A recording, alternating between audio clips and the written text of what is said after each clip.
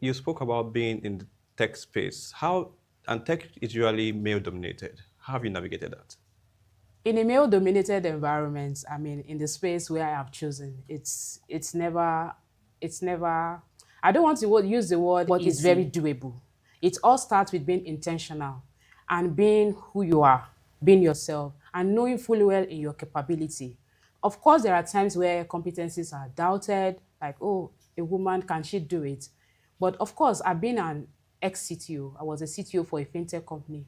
And while on that role, in the first few months of that, being on that role, I was given a recognition of an MVP personal, I mean, most valuable person recognition. So it's that kind of award or that kind of recognition lets me know that, yes, I am doing the right thing, regardless of the fact that this is a male-dominated environment. So what I would say is just being real, being myself, and putting in the effort daily, being driven by the purpose of why I'm here and not just ignoring the noise and then being focused. Ignoring the noise, that's a key aspect of it.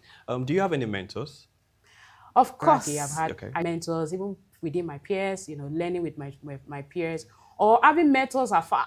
You have someone that you just admire, you appreciate what they're doing, you're just inspired about how they do what they do.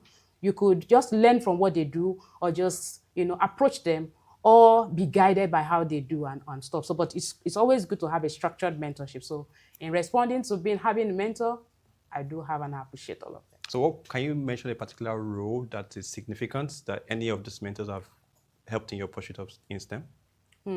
Great. My mentors have helped me to have more confidence in myself. They've shaped me to also recognize my mistakes because I take feedback. No matter the feedback, I think I have that natural ability to listen. Right. So I listen, take feedback, no matter how ugly it is. Education. And then that's right. What drives your passion in combining these different worlds? Purpose. Purpose drives my passion.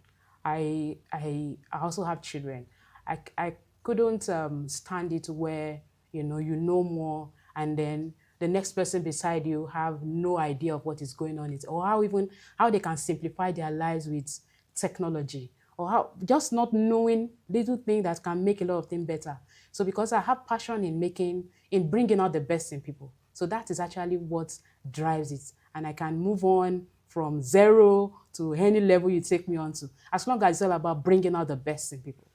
So in as much as purpose drives you, which is great, has there been any point where you have to choose between impact and monetary value?